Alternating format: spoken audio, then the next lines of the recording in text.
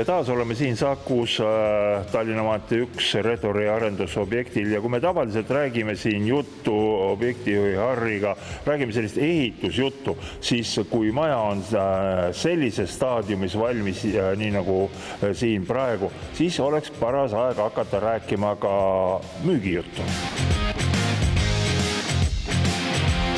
Kristos, kui suur on olnud inimeste huvi selle maja vastu, kas mõned korterid meile saada? Jaa, loomulikult mõned on veel saada, et suures pildis võib öelda, et inimesed, kohalik rahvas on selle väga hea meelega vastu võtnud, on ka inimesi, kes on kaugemalt siia tulnud, kes liikuva tööga Tallinna vahetust eriti, aga väga hea tagasiside nagu selle poole pealt.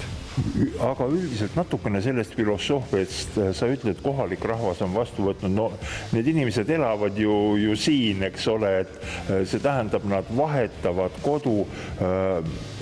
On teada ka põhjuseid, mille pärast, kas on inimestega juttu olnud? On ikka juttu olnud, ikka küsime, et kust inimene tuleb või mis tema mõtted on või on neid, kes ostavad täna investeerivad vanemad inimesed, neil on järgmine generatsioon peale tulemas, tulevikuks lastele on neid, kes on lapsed kodust välja läinud ja neil on elamine suur, nad vahetavad kodu väiksema vastu, aga sealjuures mugavama vastu. On neid, kes reaalselt investeerivad, tõesti üürikorteriteks, ka neid on. Et väga erinev kontingent, aga loomulikult on suur osa neid, kes siis peavad seda sidet just Tallinn-Saku vahet oluliseks. Räägi natuke selle majast, selle tehnilistest lahendustest, mis inimesi ees ootab, kuidas nad elama hakkavad. Sellel majal on absoluutselt kõikides korterites on jahutusvalmidus ja praegu müüme ka sellisena, et on ka jahutusseadmistik juures. Et see annab inimestele sellise mugavuse ja need on ühendatud Pisli targamaja süsteemiga, et me ei jahuta või ei küta korraga. Et sa liigutad endale vajaliku kliima oma korterisse või äripinnale ja maja hoiab seda sulle.